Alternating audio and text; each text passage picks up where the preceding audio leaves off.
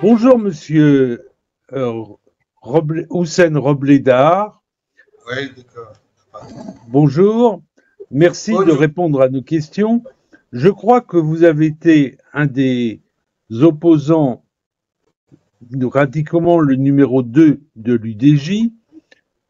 À la disparition de son président, votre fils Saïd, d'ailleurs, a réussi à devenir député en tant que suppléant du président de l'UDJ qui est décédé.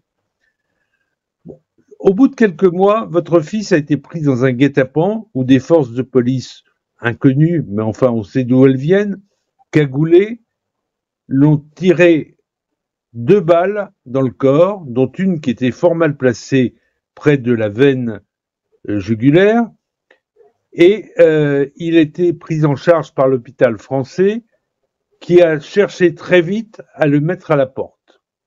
Il est sorti avec une plaie, toujours la balle qui n'avait pas été extraite, et une plaie. Avec l'aide de la FIDH, nous avons réussi à l'extrader et à le faire partir via l'Éthiopie, où l'ambassade de France refusait de lui donner un visa. C'était la deuxième fois, puisque une première fois, on lui avait déjà refusé un visa. Et finalement, on lui a accordé un visa et il a pu venir en Europe où il était soigné.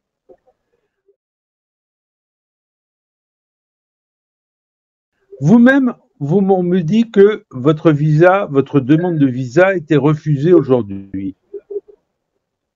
C'est bien ça. Est-ce que vous aviez apporté toutes les preuves, tous les documents nécessaires demandés par les autorités diplomatiques?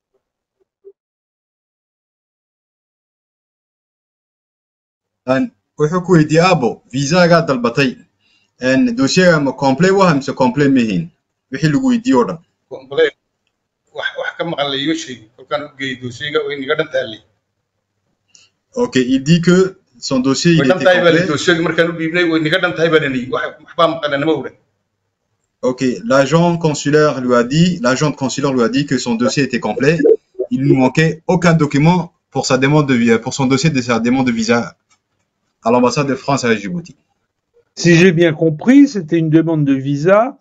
Il a 10 enfants, vous avez 10 enfants. Il y en a 3 qui vivent en Belgique et vous avez fait une demande de visa pour les rencontrer. 4 qui vivent en Belgique, pardon, et vous avez fait une demande de visa pour leur rendre visite en Belgique. À quoi attribuez-vous ce refus? wuxuu ku yidhi aabo viisaaga waxaad u dhagatay inaad ciyaalkaaga ku ziyaaratay afartaada ciyaal oo jooga Belgiga diidmada lagu diiday maxaad u nisbaynaysaa maxaad malaynaysaa in qaraarkaaga ku yimid qaraarkaaga waa qaraar bolitigoyaan rejiimka safaradu waa meel ku dhaafay safarada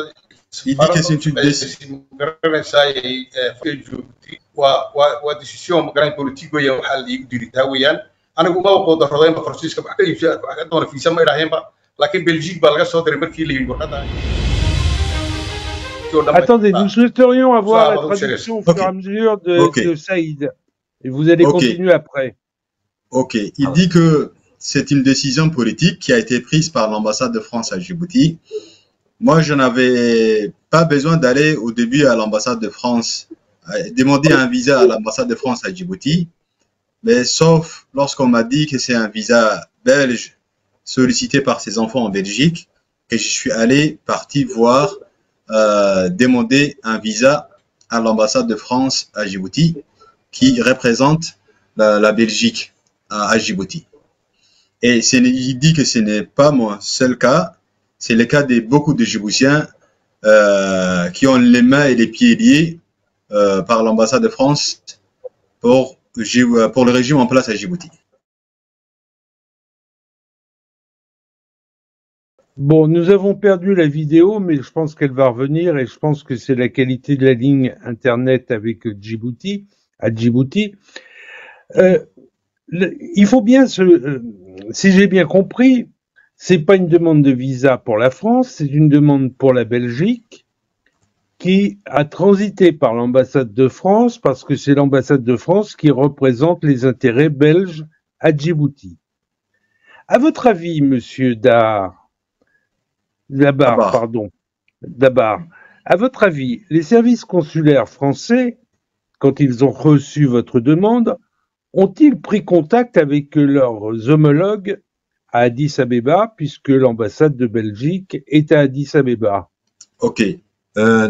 wuxuu ku yidhi aabba may maqlaysiin waan ku malqayaa wuxuu yidhi viisaga markii aad dhigatay qaraarka ay qaateen dowladda faransiisku ma qaraar iyagoo keligood qaateen ba mise waa qaraar ay la xidhiidheen dowladda belgiga maadaama weydiisatay visa belgia war uma haya taa war uma haya isaga baska represente France ya belgiga isaga representinayay kolka horeba haddaan halkaa iska tegi lahayn Addis Ababa taa baa noo dhibiray ma tegine taganin representinaya kol tagteen baan nidhi. Ok. Il dit que il ignore par qui a été prise cette décision. Si l'ambassade de France a pris cette décision en concertation avec l'ambassade de Belgique à Addis Abeba ou qu'elle a pris elle seule, il ignore, mais il doute probablement, comme l'ambassade de France à Djibouti, elle est proche du gouvernement de Djibouti, il doute que cette décision a été prise. Il pense plutôt que cette décision a été prise par l'ambassade de France à Djibouti. Lui, il dit que il avait voulu aller, comment dirais-je, déposer sa demande de visa à l'ambassade de Belgique à Addis Abeba, mais il a été obligé de déposer sa demande de visa à l'ambassade de France à Djibouti, qui représente la Belgique. Les intérêts belges. Oui, Les donc intérêts belges. il pense donc que c'est une décision politique. Oui. Ce qui est étonnant, c'est qu'on lui reproche deux choses. On lui dit, un, qu'il n'a pas justifié des moyens pour vivre en Belgique. Deuxièmement, on n'est pas sûr, que l'ambassade n'est pas sûre qu'il revienne au pays et qu'il ne cherche pas à rester en Europe, puisqu'ils ne sont pas clairs là-dessus. Sur les moyens financiers, vous aviez fait signer à Bruxelles, si j'ai bien compris, je l'ai eu sous les yeux, un document par le bourgmestre qui est validé par le ministère belge de l'Intérieur, disant que vous avez les moyens d'accueillir votre père. Sur la possibilité de non-retour, appelons cela comme ça, il serait quand même étonnant qu'un homme de l'âge de votre père, il a 75 ans, on peut le dire, qui a 3 enfants encore, ou 4 au pays, c'est 4 qui sont au pays, dont un qui a besoin de soins particuliers, ne reviennent pas au pays où il a vécu toute sa vie. Il faudrait quand même être un peu incrédule pour imaginer cela. Qu'en pense votre père? aabba wuxuu ku yidhi demande visaga dalbatay qaraarkii lagu diiday waxaa ku qayaxnaa laba qodob ay yiraahdeen ay ku tiirsadeen yiraahdeen waxaan kugu diidnay kow ma haysatin kharash kugu filan intaad belgiga joogaysin aad ku noolaa lahayd taasoon ognahay inakaaga Saciid Xuseen in uu maxaan ku raadaaye prison charge kaaga soo sameeyay dowladda belgiga labada qodob waxaa ka tiraahdaa qodob xagga dhaqaalaha uu sheegayo dhaqaalaha dii anagu cid ma weydiisanay ciyaalkaygan u tagayay iyagaa ku filaa waxaayo ma garanaysaa ay soo dirayeen noolkii wuxuu dhan iyaga ayaan ma garanaysaa taa kaga talagalay qodobka kalena wuxuu caddaynayaa inaad soo noqonayna wuxuu hubaa waa qodob politigo dee nin mucaaradoo meesha ka baxay meel ka soo noqday haddii tagay jirin waa sidaa ka dhaadhacsan waa sidaa oo mucaaradkaa dee loo xidhaya raggan baa loo xidhaya mucaaradku inay dibadda u bixin xajiya la leeyahay halkan baana nagu xidhay taabaa markhaati baxaysa inay ma garanaysaa ay qodob decision politique ay tahay ninka ay ka dambeeyaan sirdoonka Djibouti ka dambeeyaan oo way dhex joogaanba safaaradda dhex joogaanba ay iyagaa ka dambeeyaan leeyahay waa taa makaranta dilaysiina safaaraduna hadalkoogaa bay maqaysaa ay yeeshaa. Et il dit que, premièrement, pour les motifs disant qu'il n'a pas les moyens suffisants pour son séjour en Belgique, il dit que ça, c'est totalement faux. De un, il dit qu'il n'a pas sollicité de moyens de subsistance à l'ambassade de France. Il a été bel et bien pris en charge par ses enfants et ses ayants droit qui sont en Belgique. Donc, ça, c'est un motif incohérent et qui n'est basé que sur du mensonge. Sur le On peut deuxième se motif, demander, d'ailleurs, je vous coupe une seconde, on peut se demander si les officiels français ne reconnaîtraient pas les documents officiels belges à cette occasion, puisque c'est signé par le ministère de l'Intérieur. ok. C'est Ah une bon, parenthèse. ouais, ouais. Ça, c'est ça qu'on doit vraiment enquêter aujourd'hui. Le deuxième chose, pour le deuxième motif, il dit que c'est un motif politique. Les motifs disant qu'il ne va pas retourner à Djibouti, c'est un motif politique qui prouve que la décision de refus de visa est une décision politique. Car il dit que il pense, en disant cela, que on est, comment dirais-je, en doute de votre retour. Ils disent que c'est un motif politique parce que comment dirais-je, parce que tous les opposants politiques djiboutiens, ils subissent la même chose. C'est-à-dire, c'est Oui, comme si on va d'ailleurs en parler. Ça voudrait dire que l'ambassade de France applique, à son avis, les directives du palais de l'Escale. tout à fait, tout à fait. C'est-à-dire, lorsqu'ils disent qu'il ne va pas retourner, c'est-à-dire que si vous êtes opposant djiboutien et qu'on vous donne un visa, ça veut dire que vous allez partir, vous n'allez plus revenir à Djibouti. Alors que moi, il a dit, j'ai fait toute ma vie à Djibouti, j'ai eu tous mes enfants ici à Djibouti. Je voulais visiter aujourd'hui mes enfants en Belgique et moi, c'est ici à Djibouti que je vais mourir jusqu'à mon dernier souffle pour le changement et la liberté à Djibouti. Donc, ce deuxième point-là, c'est un point qui montre euh, un exemple, comment dirais-je, tout à fait probant que Oui, l'ambassade de France est en mèche avec le régime dictatorial à Djibouti. puisqu'elle vise les opposants. Tout Hein, à c'est fait, bien tout ça. à fait. Est-ce que votre père, il me semble qu'il l'a évoqué, mais est-ce que votre père a d'autres cas que le sien autour de lui? Est-ce que c'est le seul cas ou il y en a plein à Djibouti qui sont comme ça? Abu wuxuu ku weydiiyey dadka visaaga loo diido ma adiga quraata arrintaa ku heshay imse dadka reer Djibouti oo dad badan oo agtaada inay ku dhacda qaraarkaasi muu jirtaa?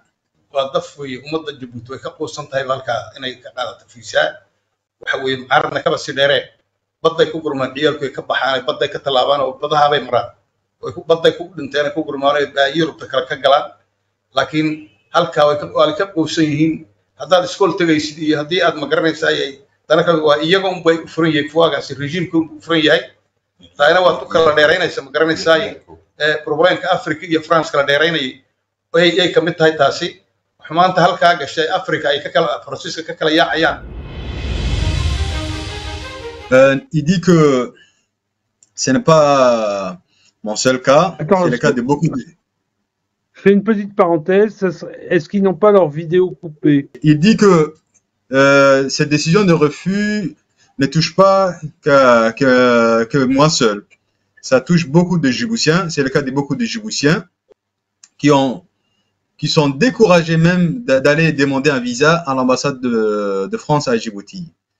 Il dit que Plutôt moi, des lorsque mon opposants. fils, Plutôt pas des que les opposants. opposants, même tous les Djiboutiens, Tous les Djiboutiens, d'accord. oui, tous les Djiboutiens, pire pour les opposants. Particulièrement les opposants, ils n'ont plus confiance à l'ambassade de France à Djibouti. Il dit que lorsque mon fils me demandait d'aller à l'ambassade de France à Djibouti pour déposer le visa, moi, je n'avais pas confiance, mais j'ai juste dit, lorsque mon fils m'a dit que ce demande de visa va être un visa belge, c'est là où j'ai pris la volonté d'aller déposer ma demande de visa. Mais hélas, j'ai reçu la réponse que je craignais il y a longtemps. Pour autre chose, il dit que les jeunes Djiboutiens n'ont plus confiance également à l'ambassade de France à Djibouti parce qu'elle ne délivre aucun visa, sauf pour les enfants du régime et pour les hommes du régime. Et ces jeunes Djiboutiens, tellement découragés qu'ils n'ont plus confiance à l'ambassade de France à Djibouti, ils ne demandent même pas de visa, ils prennent la mer au risque de mourir noyés dans la Méditerranée ou dans la mer pour arriver soit en Europe, soit en Amérique.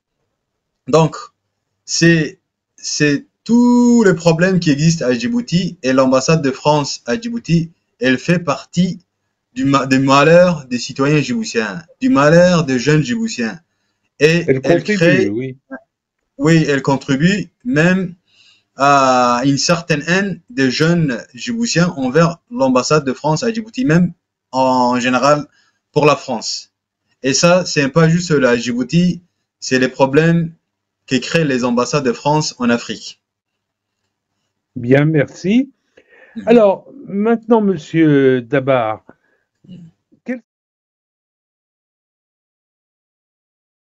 quelles sont les conséquences pour vous aujourd'hui? Comment vous les décrivez? wuxuu ku yidhaha baqaraarka lagu diiday viisaga muxuu adi saameyn kugu yeeshay iyo muxuu dhib soo gaarsiiyey? dhibtay soo gaarsiiyay dad wadkayga aan u tegi lahaa buu iga hor joogsaday dhibaatadii aan ku korabay waxay anay unbuu noo sii korriyey wax kaloo imika ma garanaysaa waxaan ka calaacalayna ma jirto oo waan ka qoosnaaba ka koraba oo anigu saan ka doonto fiisa waan ka qoosnaa dee waxa ma garanaysaa dhibaatadii kale ka iman doontana iyada taqana dib waan soo dhamaystaan waa qabrigii baan ku joogaa oo soo say saabaan hay dee bulide soo centralize on sait pas William Sakaramset donc absi ima haysaani torture iyo wax walba iyo silix walba uu soo gaaray xarig iyo ma garanaysaa gaajaalna noo xidhay ummadda Djibouti baan kamid ahay dood sida u xidhan wax aniga ii gaar maaha ummadda Djibouti oo dhibaatada ba haysata siba opposition. Il dit que cette décision-là ne lui fait pas ni froid ni chaud. C'est une décision qu'il s'attendait. Il est toujours là pour la défense des droits des Djiboutiens, pour porter la voix du changement à Djibouti et pour combattre le régime dictatorial à Djibouti. Il dit qu'il a subi beaucoup de choses à Djibouti, des mauvais traitements, la torture, la prison, et que maintenant, à cet âge-là, il ne craint rien d'une décision de refus de visa. Et donc, il dit que c'est un malheur qui touche tous les Djiboutiens, pas que seulement ma personnalité, c'est un malheur qui touche tous les Djiboutiens qui vivent sous le joug de dictature d'Ismaël Marguerite à Djibouti. Et l'ambassade de France contribue à ce malheur-là. Mais moi, je tiens toujours la tête haute, je continue le combat et je suis toujours optimiste qu'on aura toujours le dernier mot. Mais voilà, on a toujours vécu des problèmes, des malheurs, la privation, la famine, comment dirais-je, la mauvaise santé et tout cela. En plus de ça, aujourd'hui, on m'a privé le droit de visiter mes enfants. Et c'est une chose que je n'arrive pas à concevoir, mais on ne va pas laisser comme ça. Même, il dit que dès le début, lorsque j'ai déposé la demande de visa à l'ambassade de France à Djibouti, je craignais qu'ils me refusent, comme ils l'ont refusé à mon fils, Saïd Hussein Roble, lorsqu'il était blessé par balle à Djibouti. Mais j'avais juste un espoir que je reçois un visa belge. Donc, c'était juste ça. Et la raison, je le sais bien. Mes enfants, ils sont en Belgique. Aujourd'hui, je suis avec mes autres enfants à Djibouti. Je continuerai toujours le combat. Mais je ne crains rien. Je ne crains rien. Et ce n'est pas une nouvelle chose. C'est comment dirais-je, une décision arbitraire. Un événement de plus. Ouais, voilà. C'est une décision arbitraire que subissent les opposants djiboutiens.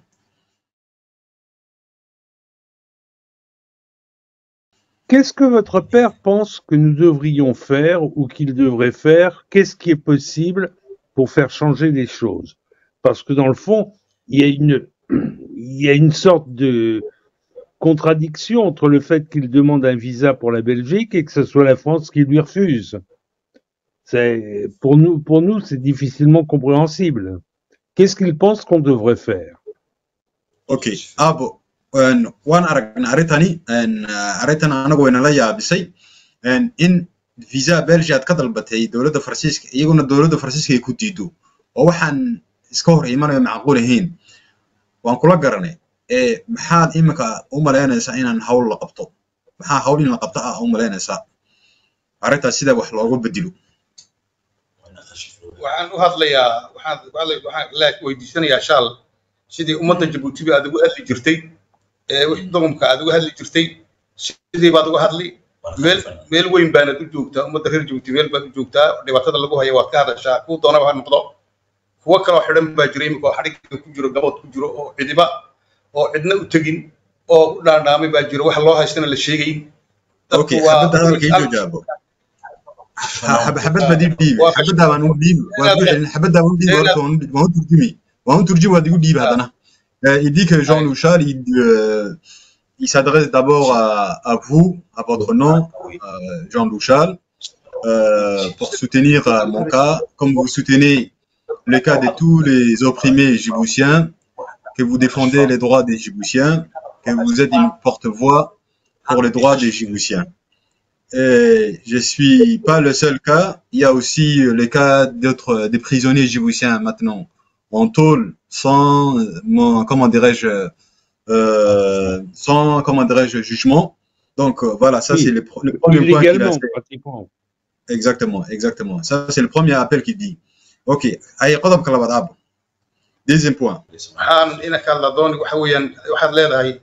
عدين وسيلة أول بيو عدين يصير باتدار تشتى يوحنا نقول سمين أدو عدين تشتى بادو عدين سيادو داري سيادو داري تعب كسيادو تبعي سيادو تبعي وحنك ودي سنيات درادلون في عالم كأدمية إن الدنجارسيسي وما ده جبت هذا الشيء ضد بلا جيجما بلا وحبل الله هستياج جرو جبات هو ده حرن.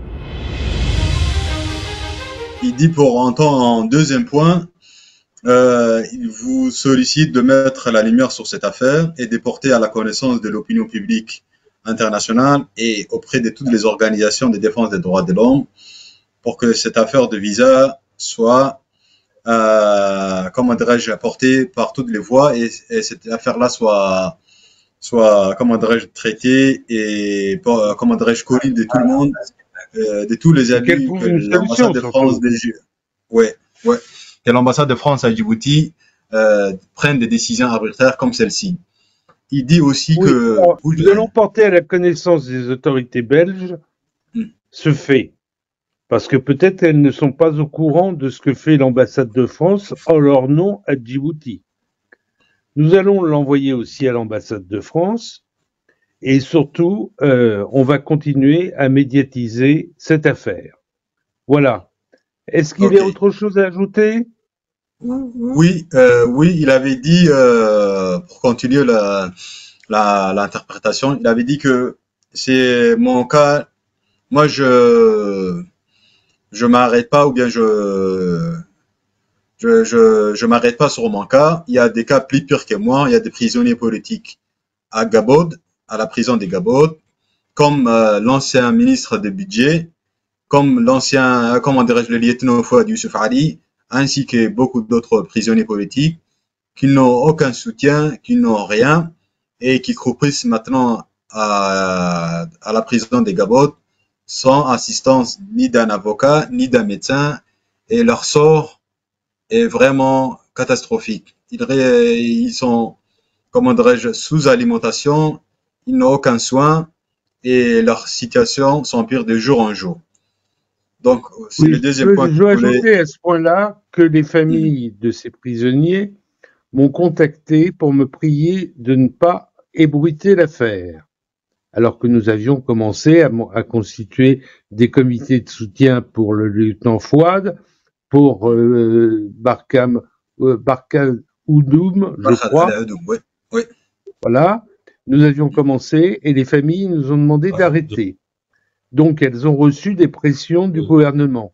Le gouvernement fait pression à la fois sur les prisonniers politiques, qu'il met en prison, qu'il incarcère sans jugement, et aussi sur les familles pour éviter que ça s'ébruite.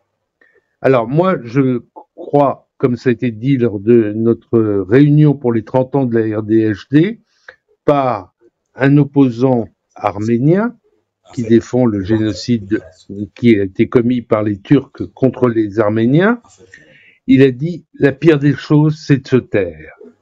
C'est vrai qu'en parlant, on risque d'avoir des retombées, mais on en a beaucoup moins. Elles sont beaucoup moins graves si on parle que si on ne parle pas. Et malheureusement, je ne peux que respecter la demande des familles. Et je suis content de savoir qu'un opposant s'exprime et parle. Ok, je vais lui interpréter. Je vais lui interpréter Oui, allez-y, traduire en français.